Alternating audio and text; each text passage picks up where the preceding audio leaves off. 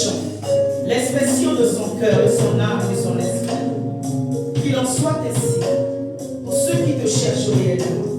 Révèle-toi, Dieu, dans leur vie, dans leur maison, dans leur famille. Révèle-toi, Dieu, également à leurs ennemis, à ceux qui les persécutent. Au nom de Jésus-Christ, j'ai prié. Amen.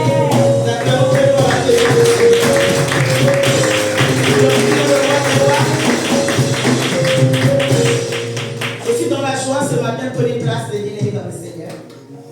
Prenez place ce matin. Dieu veut nous faire du bien. Amen. Dieu veut nous faire du bien. Amen. J'ai toujours pour habitude de dire ici que lorsque nous recevons un thème du mois, c'est que Dieu annonce ce qu'il est sur le point de faire. Amen. Dès qu'un thème est annoncé, sachez que Dieu est sur le point de toucher un département de ta vie, de s'exprimer, de se montrer Dieu. Parce que c'est sa parole. Et il nous promet que lorsque sa parole est libérée, elle ne retourne pas à lui sans avoir accompli l'œuvre pour laquelle cette parole précieuse a été libérée. Donc sache que lorsque Dieu libère une parole, cette parole va s'accomplir certainement en miracle, en prodige, en gloire dans ta vie. Alléluia. Sois disposé ce mois. Sois disposé ce mois d'où à recevoir le dépôt dont tu as besoin pour aller jusqu'à ton miracle. Amen. Sois sans crainte. Crois seulement. Sois sans crainte et crois seulement. Était l'introduction de notre Seigneur Jésus-Christ à Jairus. Il lui introduisait ce qu'il était sur le point de faire. Le début commence par croire. Tu dois croire au Seigneur afin d'obtenir ton miracle. Il dit, Jairus, ne regarde pas aux circonstances autour de toi. Ne crains pas. Crois seul. Amen. Ce matin, Dieu te dit, Talitha Koumi, jeune fille, lève-toi. Amen. Pourquoi Dieu te dit cela ce matin?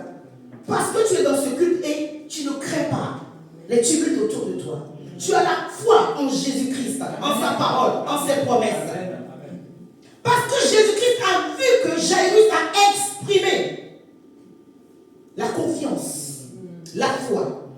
Il est rentré dans sa maison et a déclaré une parole sur le problème qui était dans la maison de Jairus. Il y avait un problème dans la maison de Jairus, qui était sa fille mourante, si on dit.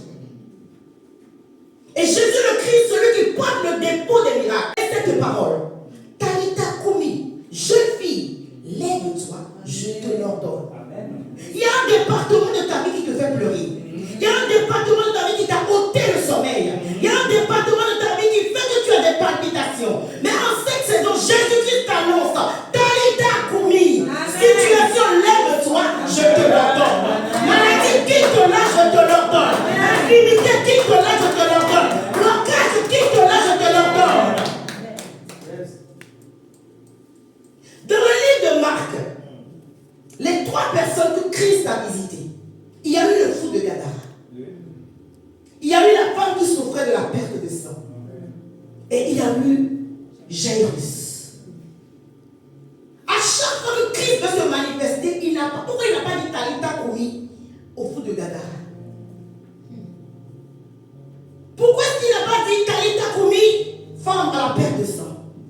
Chaque situation a son expression. Chaque situation a sa prière. Chaque situation a ses déclarations. Bien-aimés dans le Seigneur, nous avons un Dieu. Lorsque tu as des problèmes, j'ai l'impression que tu oublies que tu appartiens à un Père. Lorsque je regarde certaines personnes qui sont chrétiennes, nées de nouveau, enseignées, qui lisent la Bible, qui vont à l'église, ils prient, j'ai accepté Jésus-Christ, j'appartiens à une assemblée, nous sommes enseignés, nous prions. Mais lorsqu'ils ont des problèmes, on dirait qu'ils changent, on ne les reconnaît plus. Ils deviennent aussi plaintifs que les gens du monde. Ils deviennent aussi plaintifs que les athées. Ils deviennent aussi plaintifs que les gens de l'autre côté. Mais c'est notre foi en Dieu qui fait la différence. Face aux circonstances difficiles,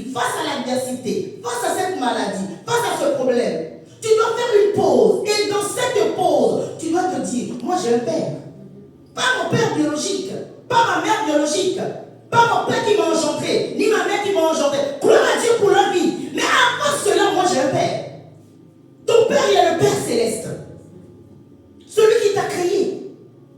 Il est juste passé par tes parents pour que toi tu sois sur cette terre des vivants.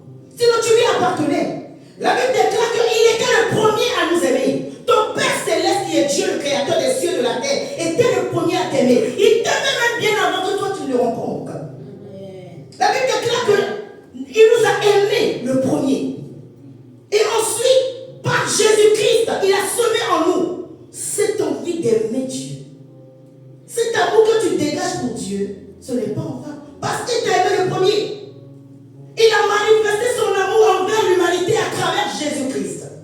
Et il a semé les arts de l'esprit en toi afin de te donner la force d'aimer autant Dieu. À travers Jésus-Christ. Si tu es conscient que tu as un Père, rien ne doit te faire peur. Ne pense pas aux circonstances qui t'environnent. Ne crains rien, crois seulement. Ne crains rien, ne crois seulement. Est adressé à ceux qui savent qu'ils ont un Dieu. À ceux qui savent qu'ils appartiennent au royaume céleste. Qui savent qu'ils ont un Père. Ils savent que Christ s'est donné à la croix pour eux. Nous avons un Père. Tu as un Père céleste qui t'aime, le premier. Lorsque les pleurs arrivent, les tumultes arrivent, les problèmes arrivent, fais une pause, écris vers ton Père. Oui, je confesse que j'ai un Père qui n'est pas sur cette terre, mais il est dans les cieux. La Bible déclare qu'il maîtrise toutes choses. Rien ne lui échappe. Tu crois que ce problème par lequel tu passes, Dieu n'est pas au courant. Il est au courant plus que toi-même. Tu crois que cette maladie que tu traînes, Dieu n'est pas au courant. Il est plus au courant que toi-même. Il a plus d'informations sur cette maladie que le médecin qui t'a diagnostiqué cette maladie. Ton état, Dieu est au courant. Rien ne lui échappe. Parce qu'il nous a adressé une lettre d'amour. Dis à ton voisin ce matin, j'ai reçu une lettre d'amour de mon Père céleste. J'ai reçu une lettre d'amour. Une personne me dira ce matin, ah bon, Dieu écrit des lettres d'amour. Il écrit des lettres d'amour. Sa première lettre d'amour, c'est en envoyant Jésus-Christ sur cette terre. Il déclare qu'il a quitté son trône de gloire pour venir mourir à la croix pour toi et pour moi. La première lettre d'amour, c'est Dieu a tant aimé le monde et qu'il a donné son Fils unique afin que quiconque croit ne périsse point, mais ait la vie éternelle. La première expression de sa lettre d'amour. Et il a une lettre d'amour pour toi qui est dans les problèmes, pour toi qui pleure, pour toi qui est dans l'affliction, pour toi qui gémit, pour toi qui renie même Dieu. Que Dieu te pardonne. Mais il dit, malgré cela, moi j'ai une lettre d'amour pour toi. Amen. Dans ce problème, je t'adresse la lettre d'amour. Est-ce que tu prends le temps de lire cette lettre d'amour? La lettre d'amour de notre Seigneur. Amen. Tu vas la lire personnellement pour toi parce que c'est ta lettre d'amour. Il a écrit personnellement pour toi parce qu'il te connaît. Ésaïe 43. Lisons la lettre d'amour de notre Seigneur. Tu te dis, je suis dans les problèmes. Dieu m'a oublié. Je suis dans l'affliction. Dieu n'existe pas. J'ai toujours été vrai, authentique, sincère avec le Seigneur. J'ai toujours fait sa volonté. Mais pourquoi ce malheur? Mais pourquoi ces pleurs? Pourquoi ces gémissements? Pourquoi cela? Mais Dieu te dit, mais j'ai une lettre d'amour pour toi. Mais tu ne prends pas le temps de lire la lettre d'amour. Ce matin, nous allons tous lire ensemble la lettre d'amour de notre Seigneur. Ésaïe 43, du premier verset au verset 5. Nous lisons ensemble. 1, 2 et 3. Ainsi parle maintenant l'Éternel, qui m'a créé. Dis qui m'a créé, qui m'a créé, qui m'a créé. Dans ta voix, dis c'est lui qui m'a créé. Celui qui m'a formé. Sois sans crainte, car je t'ai racheté. Je t'ai appelé par ton nom. Tu es à moi. Si tu traverses les eaux, je serai avec toi. Et les fleuves, ils ne te submergeront pas. Si tu marches dans le feu, tu ne te brûleras pas. Et la flamme ne te consumera pas. Car je suis l'Éternel ton Dieu, le Saint d'Israël, ton sauveur. Je donne l'Égypte pour ta rançon, l'Éthiopie et Séda à ta place. Dieu fait ce que tu as du prix à mes yeux. Du fait que tu es honoré et que je t'aime. Je donne des hommes à ta place et des peuples pour ta vie. Mais sois sans crainte. Parole de l'Éternel. Lettre d'amour de l'Éternel pour son peuple ce matin. Lettre d'amour pour un chrétien affranchi ce matin. Lettre d'amour pour un racheté ce matin. Lettre d'amour pour une femme de foi ce matin. Pour un homme de foi ce matin. Pour un peuple racheté par le sang. Je t'ai racheté, je te connais. Sois sans crainte. Assis-toi et déclare, je suis sans crainte. Je suis sans crainte. Je suis sans crainte. Je suis sans crainte. C'est dur. Je suis malade. Je suis pauvre. Je vais être chassé de ma maison. Tellement de plaintes. Sois sans crainte. Crois seulement. Lorsque la crainte vient, les problèmes viennent. D'accord, ça peut arriver parce que nous vivons sur cette terre. Tant que nous vivons sur cette terre, les tumultes viendront. Jusqu'à ce que tu retournes dans la félicité du Seigneur. Ici, là, il y aura toujours l'adversité. Mais je te dis, mais je t'envoie une lettre d'amour, sois sans crainte. Ne crains rien. Parce que la crainte et la peur ouvrent la porte à Satan. Lorsque l'idée vient, le cœur bat, tu sens que non, cette maladie va peut-être m'emporter. Cette situation va m'engloutir. Et que tu commences à accepter, tu ouvres la porte à l'ennemi de ton âme. Tu ouvres la porte à l'ennemi de ton âme. L'ennemi de ton âme veut combattre ton témoignage. La Bible déclare qu'ils ont vaincu l'ennemi de nos âmes à cause de la parole de ton témoignage. Et du sang de l'agneau versé. Avant d'arriver au témoignage, tu dois manifester le courage. Tu dois rejeter la crainte. Et tu dois ensuite croire pour que la porte du miracle s'ouvre. Cette promesse, c'est pour le peuple de Dieu. C'est pour celui qui a cru en Jésus-Christ. Celui qui a donné tout son cœur. Nous venons de chanter, louer le Seigneur. Seigneur, reprends mon cœur. Comment tu donnes ton cœur? À moitié? Un quart? Juste une petite partie. Et le reste, tu donnes ça au diable. On dirait que finalement, là, cette situation-là, c'est fini. Hein? Non, sois sans crainte, il te dit. Je suis avec toi. Je veux me glorifier. Je veux me montrer aux gens autour. Dieu veut un panneau publicitaire. Tu me diras, ah bon? Oui, il veut un panneau, il cherche un panneau publicitaire. Il veut faire sa publicité. À travers qui? À travers toi et moi. Lorsque Dieu opère un miracle dans nos vies, c'est pas que toi qui gardes le miracle pour toi. En premier, les gens autour de toi commencent à témoigner. Et il y a un Dieu qui marche avec lui. Il y a un Dieu qui marche avec elle. Ça, il n'y a que Jésus-Christ qui est capable de faire ça. Et Dieu ainsi reçoit la gloire. Et les autres sont ainsi convertis autour de toi. Des incroyants ont le cœur incrédule qui devient crédule à cause de ton témoignage. Donc ne crée pas dans l'adversité, mais vois le Dieu qui est dans le problème avec toi.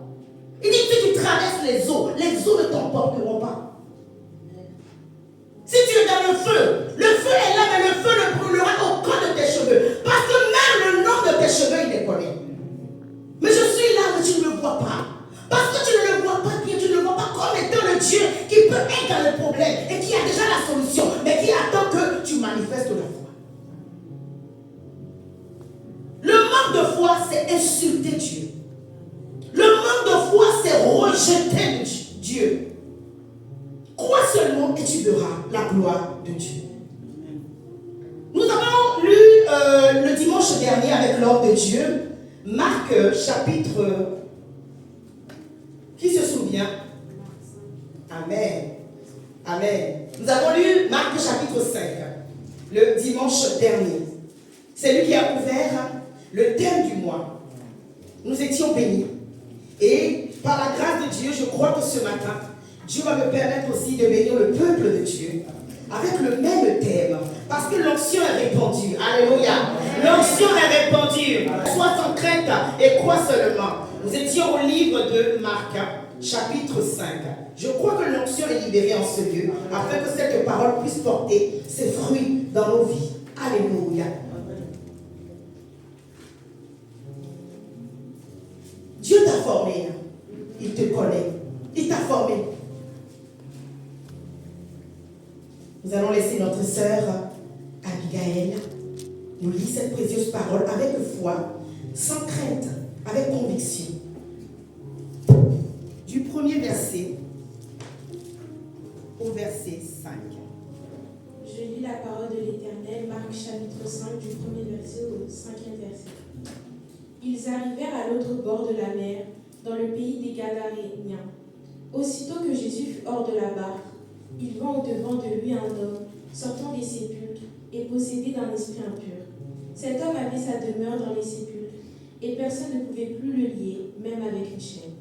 Car souvent il avait eu les fers aux pieds, et il avait été lié de chaînes. Mais il avait rompu les chaînes et brisé le fer, et personne n'avait la force de le dompter.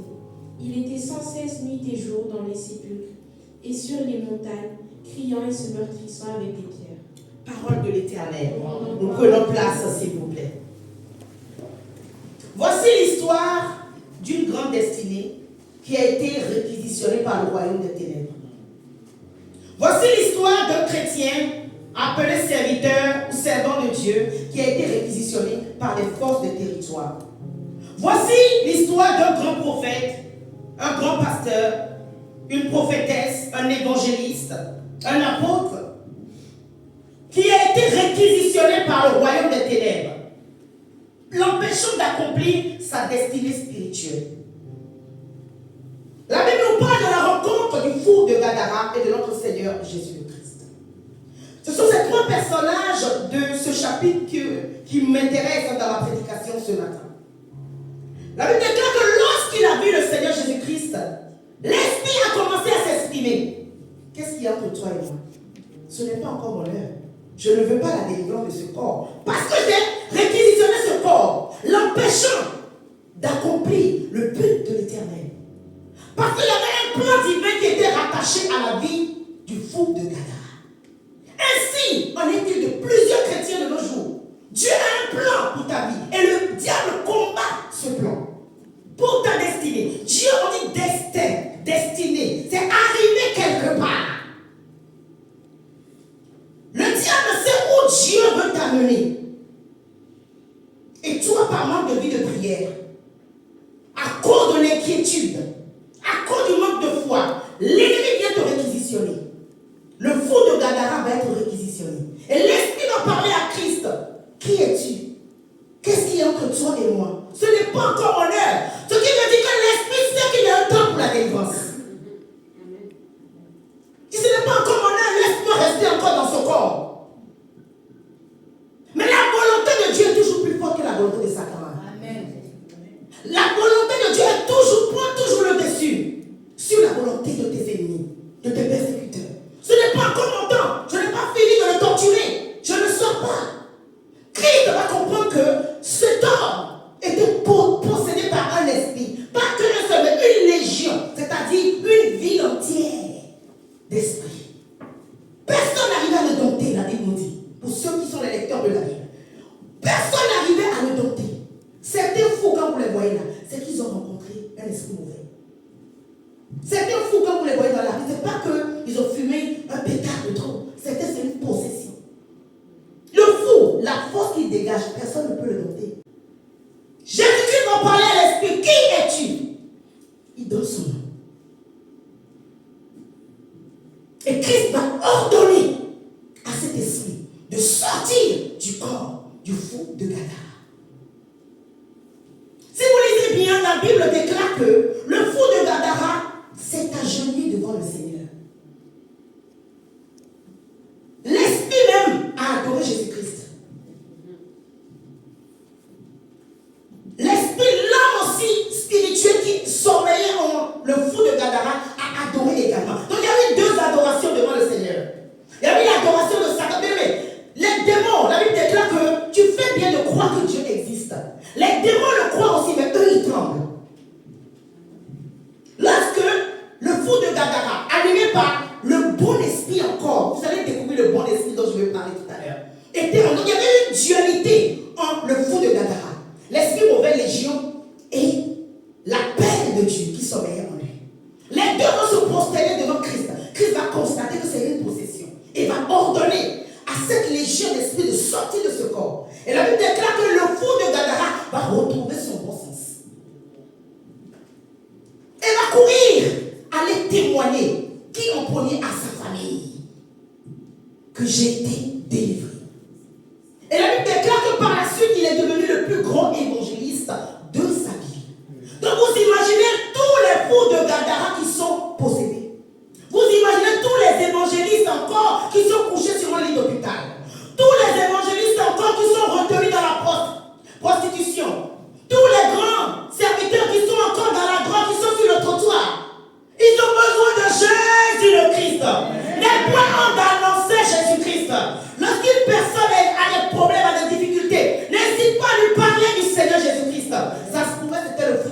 là devant toi. Il y a besoin d'entendre Jésus-Christ, a besoin de rencontrer Jésus-Christ pour avoir sa délivrance et devenir un grand serviteur, une grande servante de Dieu. Et c'est ce qui s'est fait avec le fou de Gadara. Nous allons, Marc toujours 5, au verset 25.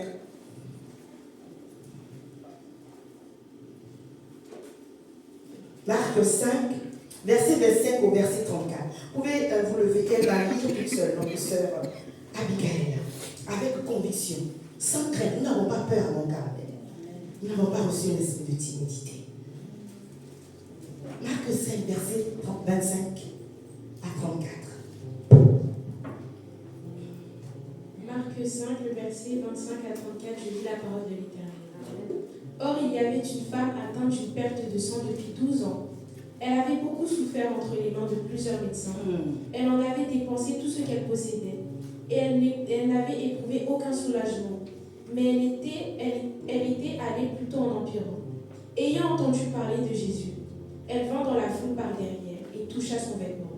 Car elle disait, si je puis seulement toucher ses vêtements, et je serai guérie.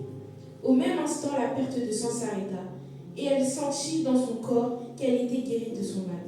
Jésus connut aussitôt en lui-même qu'une force était sortie de lui, et se retourna au milieu de la foule et dit, qui a touché mes vêtements? Ses disciples lui dirent, tu vois la foule qui te presse et tu dis, qui a touché mes vêtements? Et il regarda autour de lui, pour voir celle qui avait fait cela.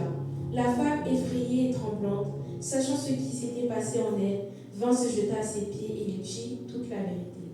Mais Jésus lui dit, ma fille, ta foi t'a sauvée. Va en paix et sois guérie de ton mal. Amen. Parole de l'Éternel. Vous pouvez prendre place au nom de Jésus le Christ. Cette dame a manifesté le courage en premier et la foi ensuite. Elle est passée par derrière. Elle sait qu'il y a une loi qui condamne tous ceux, ou les femmes, je vais dire, qui sont en période de menstru. Elles n'ont pas le droit de se présenter en public. Elle peut être lapidée par cet acte parce que c'est considéré comme étant une souillure. Et ce n'est pas n'importe qui qu'elle a touché. Elle a touché Jésus-Christ. Donc elle sait que ça c'est mon jour. Je dois manifester le courage, l'audace, et je dois l'assaisonner de ma foi. Peu importe ce qui va arriver. Même si après on m'attrape et on dit sentence de mort. Ou lorsqu'il vient de constater que j'ai touché Christ dans mon état, ils vont voir que le sang a cessé. Le sang a cessé. Donc il n'y a plus de preuves. C'est ça. Parce que le sang a cessé. Elle aura eu son témoignage avant qu'on l'attrape en flagrant délit pour l'accuser. Ils vont dire où est la preuve? Mais elle a déjà eu sa guérison. Elle a eu sa guérison. Et ils vont la laisser. Donc elle sait que cette maladie, ou la sentence qui la menace, elle va être guérie, ou elle va mourir. Mais elle a foi en sa foi qui est en elle. Et elle sait que quand elle aura la guérison, mais finalement, la sentence ne va pas lui imposer la mort. Donc elle gagne des deux côtés. Elle va enfreindre les lois, elle va toucher, pas n'importe qui, le Seigneur Jésus-Christ. Et la Bible déclare que Christ a senti une force sortir de lui. Christ est le dépôt des miracles qui dépassent la compréhension, l'entendement humain. Raison pour laquelle il a senti que la force est sortie de lui. En Christ, il y a des miracles. En Christ, il y a des miracles éloquents. Des miracles qui dépassent la compréhension humaine. Raison pour laquelle il dit, j'ai senti une force sortir de moi. Crois en Jésus-Christ. Ton miracle que tu recherches, c'est en lui. Et c'est une force qui te communique lorsque tu reçois son miracle. Et la Bible déclare que et le sang cessa. Et l'écoulement cessa. Et le problème s'arrêta. Cette dame a manifesté le courage. Et elle a assaisonné de la foi. Les deux sont les ingrédients pour avoir son miracle. Le courage, l'audace. Et la foi en Dieu, la foi en Jésus-Christ. Bien-aimé dans le Seigneur, celui qui va va vers Jésus-Christ obtient toujours le miracle. Elle aussi, elle a été vers le Seigneur, elle s'est courbée également. Elle s'est mise à genoux. Elle a eu son miracle. Le miracle, bien aimé dans le Seigneur, s'obtient comment? Lorsque tu remplaces la peur que tu as, l'inquiétude, la crainte par la prière. Lorsque tu commences à sentir la peur, l'inquiétude, la crainte face à une situation, remplace-la par la prière. C'est un secret que je vous communique ce matin.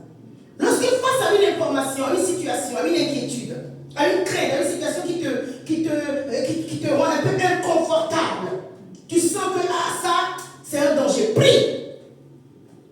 Prie. Remplace la peur, l'inquiétude par la prière.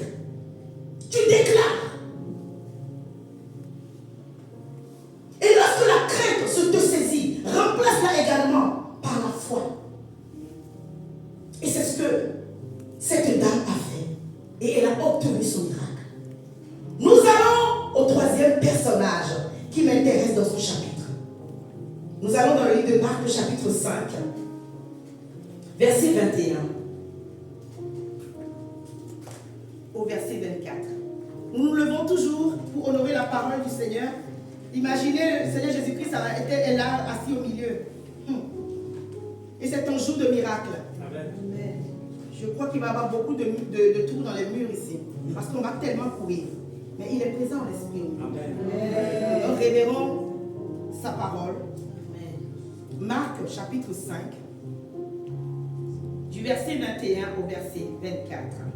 Je laisse notre sœur Abigail nous lire cette portion de la parole. Je lis la parole de l'Éternel. Jésus dans la barque regagna l'autre rive, où était une grande foule s'assembla près de lui. Il était au bord de la mer. Alors vint un des chefs de la synagogue nommé Jairus, qui l'ayant aperçu se jeta à ses pieds et lui adressa cette instante prière. Ma petite fille est à l'extrémité, viens, impose-lui les mains afin qu'elle soit sauvée et qu'elle vive.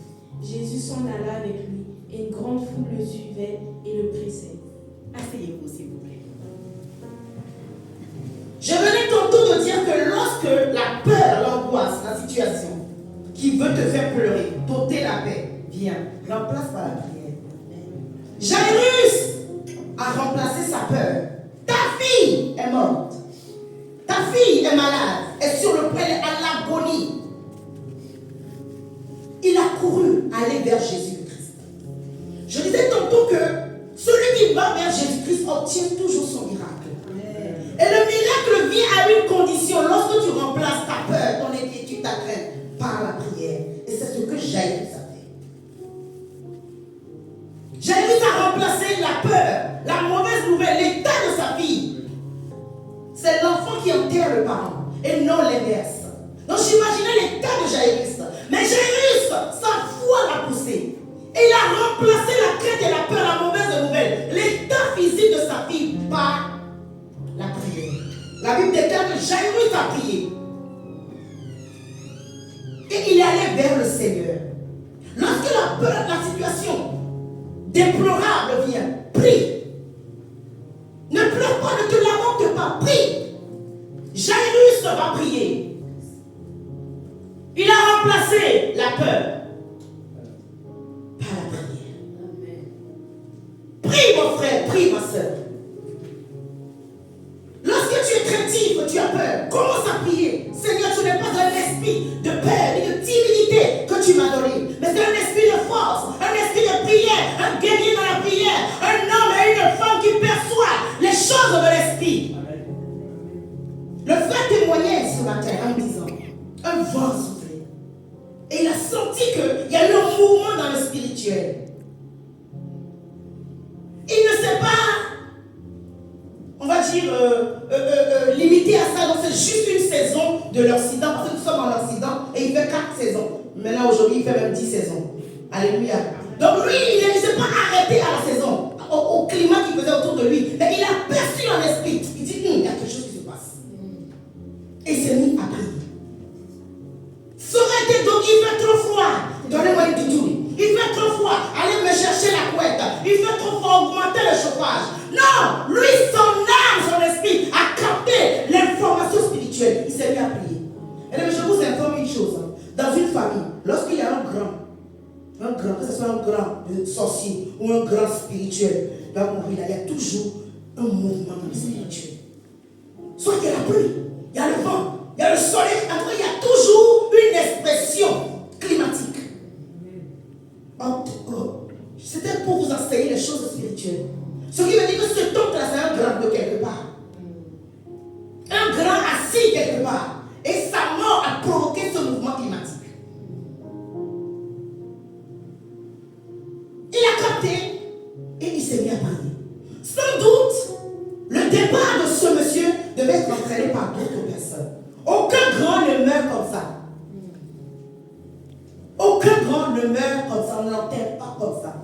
Vous allez peut-être me dire, oui, dans son cercueil, il n'y a que lui. Mais Dieu sait ce qui l'accompagne lorsqu'on enterre un grand. Il y a certaines cultures, lorsqu'un grand roi meurt, on enterre des gens vivants avec lui. Qui a regardé le film de Chaka Zulu ici? Voilà. Vous allez comprendre ce que je suis en train de dire. Avant de regarder ce film, il faut bien prier d'abord. Tu parles en langue du début jusqu'à la fin. C'est un film de sorcellerie. Tu parles en langue du début jusqu'à la fin. C'est un film de sorcellerie. On enterrait les rois avec des gens vivants, des filles vierges. Vivants. Donc quand il a perçu ce mouvement de l'esprit, il sait qu'il y a quelque chose qui se passe dans sa famille. Ça pourrait le départ aller entraîner des morts prématurées. Prendre des jeunes, ceux qui sont faibles d'âme. Pour qu'il y ait un signe spirituel lié à son départ sur cette terre. Jérémie va remplacer sa peur par la prière. Amen. Si vous lisez bien le texte, vous allez voir qu'il y a eu coupure entre lorsque Jérémie a prié à Jésus-Christ, a présenté la doléance à Jésus-Christ, et jusqu'à ce que Jésus-Christ se retrouve dans sa maison. Vous allez voir qu'il y a eu coupure, il y a eu intervention de qui? De la femme qui souffrait de la peine de sang. Quelle ville est Gadara? Il y a des territoires comme ça. Gadara, quelle ville qui avale les destinées. Il y a des territoires qui avalent les destinées. Et Christ savait qu'il était en mission. La raison pour laquelle lorsque la barque de Christ se dirigeait vers Gadara, il y a eu la tempête. La femme qui souffrait de la perte de sang va interrompre le Seigneur. Tu dois interrompre le Seigneur pour ta situation. Amen. Tu dois faire arrêter le Seigneur Jésus-Christ pour ta situation. Qui m'a touché? Qui a pris ce miracle en moi? Qui a pris cette force en moi? Tu dois le toucher. Par quoi? Par la force. Et non par les pleurs et les lamentations. Jérémie arrête les lamentations. Jairus ne va pas se décourager. Jairus me dit, mais je t'ai déjà parlé, Seigneur. Je t'ai parlé de ma situation. Ma fille, elle est jeune. On te dit qu'il y a une adolescente qui est en train de mourir. Mais qu'est-ce que tu veux faire avec cette vieille-là? Jairus pouvait dire ça. Mais Jairus continuait dans la prière. La Bible n'a pas précisé, mais je suis sûr. Jairus continuait à intercéder. Seigneur, touche le Seigneur Jésus-Christ. Fais vite qu'il rende ministère. Afin qu'il me suive aussi pour aller donner ce même miracle dans ma maison. Jusqu'à ce que la femme qui souffrait de la perte de sang obtienne son miracle. Elle a obtenu son miracle. Et la Bible déclare que les gens de sa maison sont venus en courant. Et on entend de nouveau parler de Jairus. Donc durant tout ce parcours, Jairus était là. Donc en voyant le miracle de la femme qui souffrait de la perte de sang, il dit c'est pour moi bientôt. C'est mon tour bientôt. Quand tu vois ta soeur te visiter, dis-toi que c'est mon tour. Amen. Quand tu vois ton frère te visiter par un miracle, dis-toi que Seigneur, c'est mon tour. Je ne suis pas loin. C'était la motivation de Jairus. Jairus était là quand la femme a eu son miracle. Et je suis sûr qu'il y a eu même d'autres miracles que ce texte n'a pas précisé. Mais il voyait les miracles, il dit, c'est mon tour, j'attends. Sois patient d'attendre ton tour. Sois patient d'attendre ta visitation. Et la Bible déclare que les gens de sa maison vont venir lui annoncer. Ta fille est morte. Ta fille est morte. Donc celui chez qui tu es parti là, tu as vu qu'il a pris tout son temps. Ça c'est ce que le diable fait. Depuis tu pries là, tu as vu. Depuis que tu jeûnes là, tu as vu. Toi-même tu connais le repas que tu aimes bien. Depuis que tu jeûnes, regarde comment tu es maigre. Depuis que tu jeûnes à ta vue, tu es anémié. Tes os ne marchent plus. Tu es devenu laide. Tu n'es pas belle. Tu perds tes cheveux. Ça, c'est le diable qui a commencé à te compter les gens pour te décourager de continuer de persévérer. Mais Jairus ne s'est pas laissé faire. Jairus n'a pas maudit le Seigneur. Jairus a continué. Il parlait encore lorsque survinrent chez le chef de la synagogue des gens qui disent: ta fille est morte. Pourquoi importuner encore le maître? Tu vois? Le diable a dit: pourquoi tu pries encore? C'est trop tard. Là, Jésus cherche ailleurs. Et la Bible nous dit plus loin: pourquoi importuner encore le maître? Mais Jésus, sans tenir compte de ses paroles, vous voyez, le Seigneur sait ce qui va se passer. Je vous disais que Dieu vous connaît. Il est dans cette situation avec vous. Il sait ce qui va arriver. Amen. Sans tenir compte de ses paroles, il dit au chef de la synagogue: sois sans crainte, crois seulement. Vous savez à qui il a dit ça? C'est à Jairus, ça. Ah oui. C'est pas à ceux qui sont venus raconter que la petite est morte. Non, c'est à Jairus. J'aime bien la Bible parce que la Bible précise. Et ça dit, au début, il donne le nom de celui qui cherche son miracle. Et après, maintenant, il donne son titre: chef de la synagogue. Donc, dans la synagogue, il n'y a pas de miracle là-bas. Hein? Qu'est-ce que c'est? C'est ça. Chef de la synagogue. Mais Jésus, sans tenir compte de ses paroles, dit: sois sans crainte, crois seulement. Donc, on t'annonce que ta fille est morte, crois seulement. Amen. On t'annonce qu'il y a cette maladie incurable, crois seulement. Amen. Sois sans crainte et crois seulement. Amen. Et il ne permet à personne de l'accompagner. Parce qu'il a compris qu'il y avait des incrédules autour d'eux. Apprends à t'entourer. Apprends à t'entourer. Sache qui doit t'entourer. Même sur ton lieu de travail. Sache à qui tu parles de tes problèmes.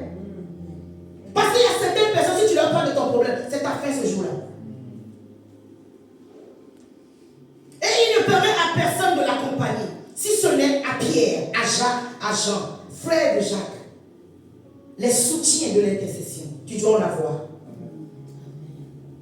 Des frères et des sœurs dans la foi, tu dois en avoir. Qui savent te soutenir sincèrement d'un cœur pur jusqu'au miracle. Ils arrivèrent à la maison du chef de la synagogue, où Jésus vit qu'il y avait du tumulte. J'imaginais le tumulte dans la maison. J'imaginais, certains doivent dire: mais pourquoi tu l'amènes maintenant?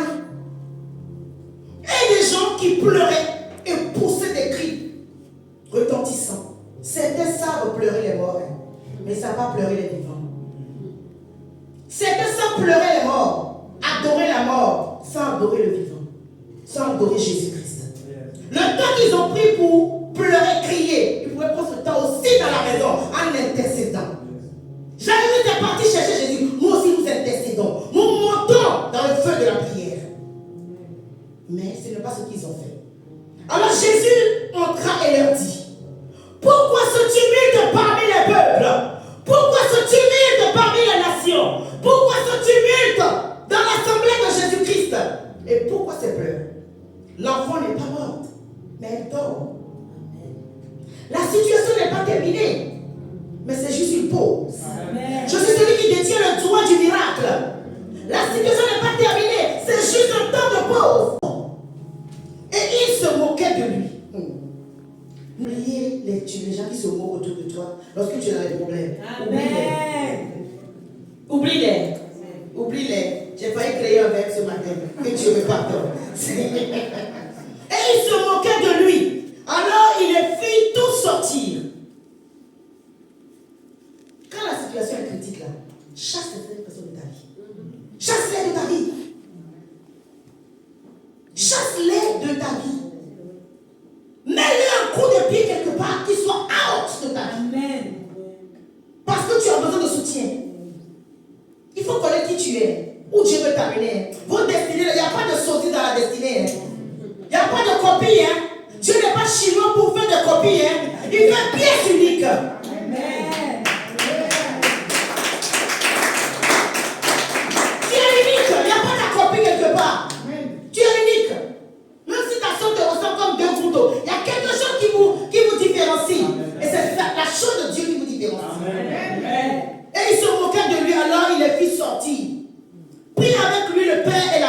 enfants. Oui. L'intercession de la mère. Maman, prie pour tes enfants.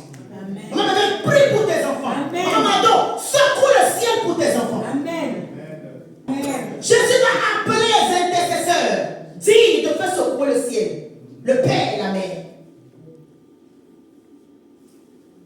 La prière d'une mère, c'est des larmes qui sont exaucées. Yes. C'est pour ça que le ministère des femmes est tellement combattu. Le ministère des femmes. Femmes, si on combat ton ministère, lève-toi. Ne te laisse pas refroidir. Parce que Dieu t'a donné une puissance. Le père et la mère et l'enfant. De même que ceux qui l'avaient accompagné, c'est-à-dire les trois soutiens de l'intercession. Pierre, Jacques et Jacques. Il saisit l'enfant par la main et lui dit, Talita, Koumi. Ce qui se traduit, jeune fille, lève-toi, je te le dis. Talita, Koumi. Jeune fille, lève-toi, je te le dis. Certaines versions disent, je te l'ordonne. Dieu va te donner l'ordre à cette situation, que la situation se lève pour sa gloire. Aussitôt la jeune fille se leva, se mit à marcher, car elle avait 12 ans. Il en fut hors d'eux-mêmes ceux qui se moquaient. C'est ce qui va arriver. Amen. Ceux qui se sont moqués de toi, ceux qui ont dit que ton Dieu ne peut pas, c'est ce qui va arriver. Ils seront frappés d'étonnement. Jésus leur fit de vives recommandations afin que personne ne le sache. Et il leur dit de donner à manger à la jeune fille. Acclamons très fort la parole de Dieu.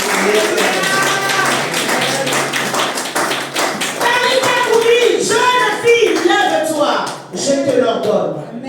Nous allons crier à l'Éternel ce matin. Amen. Pour conclure notre culte, alléluia.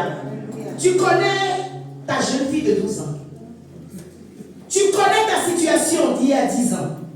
Tu connais ce problème d'il y a 50 ans. Tu connais ce problème d'il y a 2 mois, d'il y a 3 mois. J'ai vu sa fille avec 12 ans. Une jeune fille, une adolescente. Toi, peut-être ton problème dure depuis 3 ans, 4 ans, 5 ans. Depuis 1 mois. Ou même depuis 2 jours. Tu as écouté ce message. La foi est revenue. La peur a quitté ton cœur. C'était ces 2 éléments que Jésus-Christ a constaté chez Jairus. Il avait la foi. Et il avait confiance en Jésus-Christ. Jésus-Christ est rentré dans sa maison. Et a parlé à la situation. Tu vas appeler cette situation par son nom. Jésus-Christ a appelé la jeune fille. Talita Koumi. Ce qui veut dire, jeune fille, lève-toi. Tu vas dire situation d'infirmité. Lève-toi dans le nom de Jésus-Christ. Toi qui menaces ma santé, lève-toi dans le nom de Jésus-Christ. Toi qui menaces mon avancement, lève-toi dans le nom de Jésus-Christ. Talita Koumi. Jeune fille, lève-toi, je te l'ordonne. Christ, donne l'ordre ce matin. Donne l'ordre ce matin. Dans le foyer de mon frère, dans le foyer de ma soeur, sur le travail de mon frère, dans sa maison. Yahweh, donne l'ordre. Yahweh, donne l'ordre. Yahweh, donne l'ordre. Yahweh, donne l'ordre. Talita Koumi, jeune fille, lève-toi. Talita Koumi, jeune fille, lève-toi. Improductivité, lève-toi l'hiver. Limitation, lève-toi. Dans le nom de Jésus le Christ, c'est notre prière dans ta présence. C'est notre prière dans ta présence. Lève-toi, lève-toi, lève-toi, lève-toi, lève-toi, lève-toi. Au nom de Jésus le Christ. Et la suite, c'est pour cet après-midi.